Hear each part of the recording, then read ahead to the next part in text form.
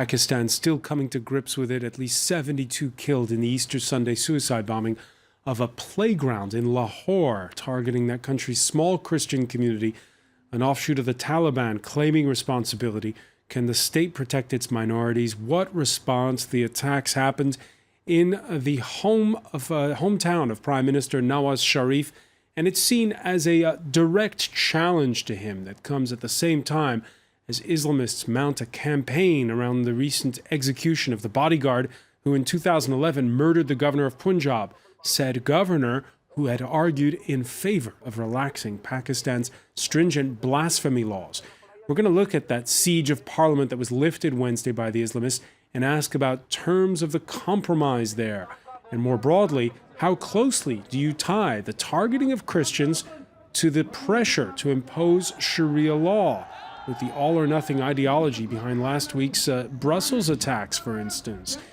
Today in the France 24 debate, we're looking at Pakistan's Islamists and the battle over values there. And with us, Pakistan's ambassador to France, Ghalib Iqbal. Welcome back to the show. Thank you. We'll be joined from London by Time Magazine's Omar Warraq. He will also be joined by a man who was a mediator with the government in the 4-day-long sit-in outside Parliament House, Shah Owais Noorani of the Jamiat Ulema-e-Pakistan Party, and France 24's very own Taha Siddiqui. The France 24 debate, where you can join the conversation on Facebook and Twitter, our hashtag F24Debate. There are 2.5 million Christians in Pakistan, that in a nation of 180 million. 1 year after 2 Lahore churches were targeted by suicide bombers, their community again reeling, like at the funeral of 16-year-old Sharon Petra.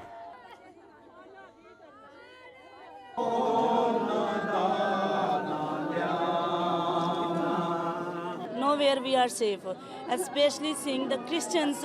I feel really sorry and sad, because the people who died, they are really young, and students they are. Nowhere we are safe, says that nurse who came to attend that funeral. Is that a fact now for that Christian community? I think we cannot differentiate between the losses on the basis of religion. I believe it's a loss for Pakistan, it's a loss for the whole country and for the nation. And as regards the bomb, and a majority of those killed on Sunday were in fact Muslims. Yeah, but still, I'm not going to divide the victims on the basis of religion, because I sincerely believe, so does Pakistan, that anybody who is dying and belongs to Pakistan is our loss. So it was the loss of Pakistan in which 72 precious lives were lost. And we feel sad about it, and we feel bad about it. But at the same time, when we hear the ladies talking about that she particularly feels bad for the Christian, I think there are too many things which have been combined together, and we will not be able to look at the issue in isolation. So we need to work on it in a way so that whatever the factual situation is, that comes forward. The factual situation is that terrorists attacked the children and women of Pakistan. They are on the run since the time we have started military operation against them, and they wanted to show that we are still alive and we can do something. And that's probably what they did. Nothing beyond that. All right, let's cross to Taha Siddiqui, who is in Lahore. Taha, what's the feeling where you are? What's been the reaction when you compare to, say, the December 2014 attack on a school in Peshawar where 141 were killed? Well, in this particular case, we do know that there's been almost half of the same casualty numbers. There have been 73 people that have been killed, but the reaction has not been the same. In a way, if we look at the situation, we do know that the military has said that there's an operation ongoing right now. They've given out this information to the press, but they've said they've made thousands of arrests in Punjab. That they had. All right, we seem to have a connection there. We'll try to reconnect there with Taha Siddiqui. Is Taha Siddiqui back with us? Taha, can you hear us? within Punjab, but we see Punjabi militants, many of them still operating freely in Punjab, the ones who are focused on Kashmir. So we see a lot of optics after this particular attack. Even after the Peshawar attack, we did see the National Action Plan, but this time around, there's a lot of focus on optics and a lot of focus on the fact that we are doing something, but when one scratches the surface, we do not find much evidence of any concrete action on part of the law enforcement agencies, especially in the province Punjab, where we do know that militant networks, sectarian networks have been freely roaming around. But the government claims to have made some 5,000 people who were detained. Most of them have been let free, but more than 200 who are still in custody, Taha. Well, yes, that's the numbers that we have also heard, but these are numbers that have been given through sources or through the police PR or pressers. When we ask who these people are or which groups do they belong to give their lists or in what cases have they been arrested in, there's a lot of lack of information. The media is running it as it is without really investigating. When we see the groups that are operating in Punjab, their activities are ongoing. We do know that a lot of these militant groups that work as charities, like in Punjab especially, they're operating completely freely. So there are these claims from the police, claims from the law enforcement agencies. The army is claiming that they are conducting operations, but they are just unverifiable numbers as far as we see from a reporter's end. I mean, in the last time when the Peshawar attack happened, we did see a national action plan. But even then, even of that, a lot of effort was done on having military courts, which are secret trials. There's the resumption of death penalty happened, but there were many other things in the National Action Plan after the Peshawar attack, which still haven't they haven't still been carried out. Those actions, those particular things, for example, going after hate literature or going after any sort of militant, zero tolerant militant policy, that is not happening actually. Right, before I go to Omar Warek in London, your reaction to that, Ambassador Iqbal. Not enough has been done to go after hate speech and hate literature, that a lot of these militant groups are still able to operate as charities. What's your reaction to what Taha Siddiqui is reporting? I think the issue which has been confronting Pakistan is now quite old. And I'm not going to say that we had only a few hundred people who were doing all these things. It will take time because the resolve of the country was seen after the attack on Army Public School in Peshawar in 2014. And since then, the military operation which has begun against the terrorists, it is working smoothly. It is going at a pace which we believe is going to be helpful to Pakistan and not only to our country but to the region also. And saying that nothing much has been done for the National Action Plan, I think that would be an unfair statement. Pakistan has done a lot according to the National Action Plan. Everything probably has not reached its logical conclusion, but the direction is towards arriving at a conclusion whereby we can eliminate the terrorists completely. Omar Warek, your reaction to why that attack happened last Sunday on a playground in Lahore. Well, François, there was a similar attack, albeit on a lower scale, that happened exactly a year ago, almost exactly a year ago, where Jamaat al-Ahrar, the same group, attacked Christians in Lahore. And they did this because their modus operandi is to create the maximum number of casualties for the maximum amount of publicity. And that's why they acted the way they did.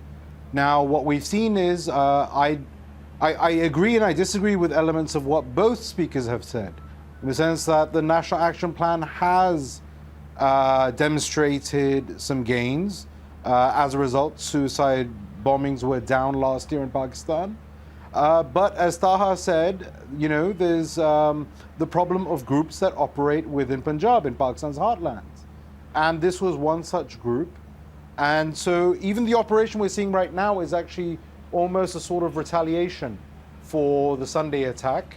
It is, as I'm sure your viewers and would understand. It's a sort of, as Captain Renault said in Casablanca, round up the usual suspects. There's an element of that. This is not a new operation with a clear goal. This is just retaliation. So what will be needed is an attempt to actually recognize that militant groups that operate in Punjab, in southern Punjab, are a problem, will have to be weeded out, and this is something that the government can't afford to ignore any longer. What's happened is that you've had action against various militant elements in all the other provinces, but Punjab has remained untouched. Punjab, the main problem, you say. Let's listen to what Pakistan's Prime Minister said when he visited the wounded in hospital. Nawaz Sharif insisting that Sunday's attack is further proof the Taliban are on the back foot and promising no let-up in the government's offensive. Clear to all concerned departments that any patrons or facilitators of terrorists, wherever they may be or in whatever disguise they may be hiding, they will not be spared from the clutches of the law. Taha Siddiqui, again, your reaction to the words of Nawaz Sharif.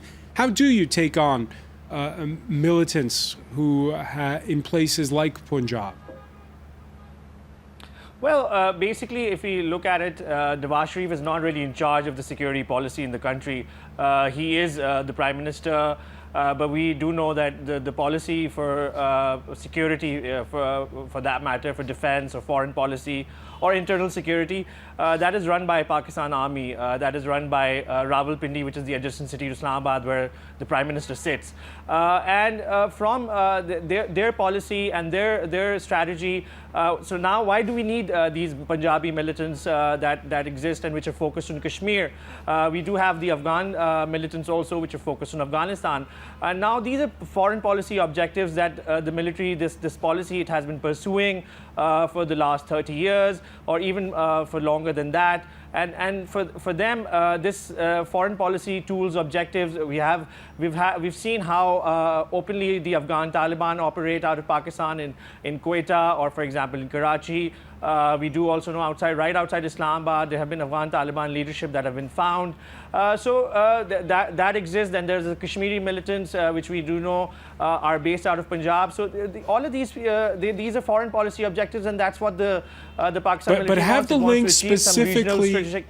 Taha, let me ask you: have the links specifically been made between those who carried out last Sunday's attack, who've claimed responsibility for it, and those groups which in the past perhaps had been supported by Pakistani services? Well, the thing is that it's about local facilitators in Punjab, for example. When you have local facilitators, people who conduct extremist activities, people who conduct terrorist activities, they are operating out of a particular place.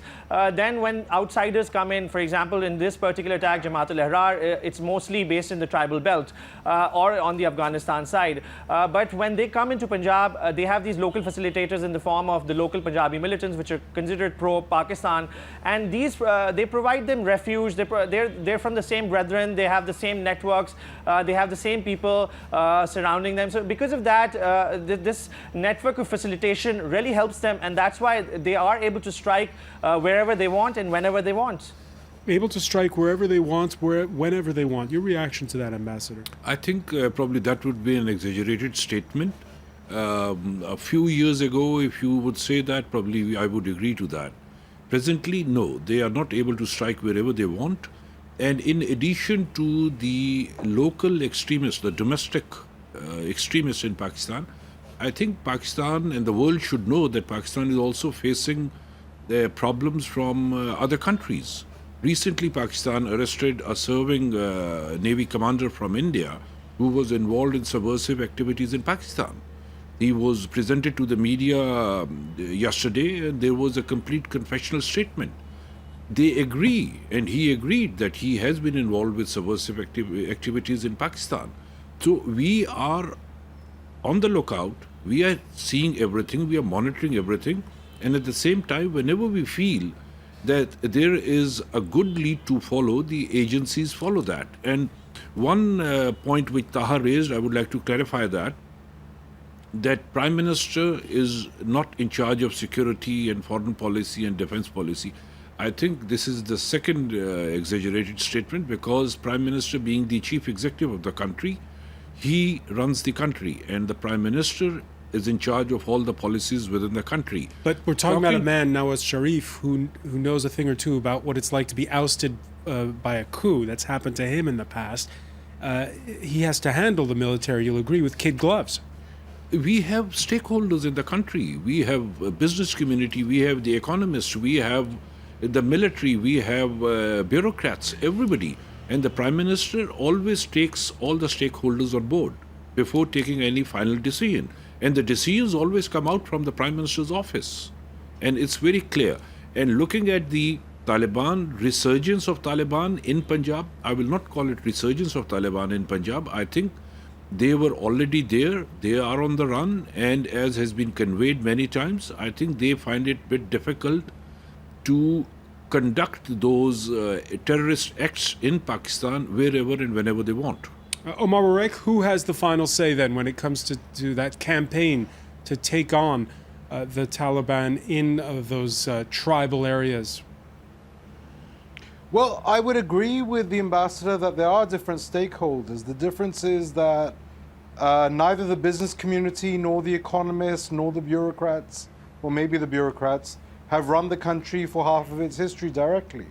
When it comes to security policy, as is the case in many countries where there are strong militaries and there's a history of military coups, the military decides the policy.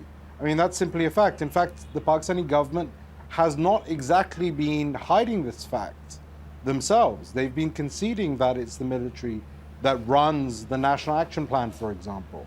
Now, Punjab is an unusual case because the sledgehammer of military action will not be as effective there. You will actually have to have civilian-led and intelligence-led operations that take place. They're not going to, for a number of reasons, send F-16s into Bhavalnagar. That's just not going to happen. So it will be up to the Punjab government, the Prime Minister, and the army to work together in terms of weeding out militant elements in Punjab. Taha Siddiqui, on that score, Lahore, what's it like there, policing it and bringing people to justice in such a big city? Well, it's one of the urban cities of Pakistan. In that way, the law and order as far as crime is concerned, that is different. Terrorism is different in that case. We did see Lahore earlier on in 2009, 10, 11. Those 3-4 years were quite bloody, but it has been relatively calm. But the fact that, as I earlier mentioned, that they can strike anywhere. This is Punjab main heartland. Lahore is the heartland. We've seen last year there were attacks. There's been an attack on the Indian-Pakistani border. Then there was this park attack. The fact is that terrorists they've been able to carry out these attacks, and we've seen them doing this over and over again. I mean, in the sense that we do see that the city relatively otherwise there are lots of people here. Life goes on as usual. But then we spent like a few days with the Christian community. They're pretty scared. The religious minorities are pretty scared. There have been other cases of not just and terrorist events. There have been also events where religious minorities have been targeted in other ways through state laws which are kind of discriminatory towards religious minorities. So as far as if you talk who you are talking to in Lahore, that will depend. For example, the cantonment areas or the military areas, residential areas, because the military is involved in real estate. Depends who you speak to. Which Taha, those areas are safe. We're going to have to take a quick break. We'll be right back. You're watching the France 24 debate.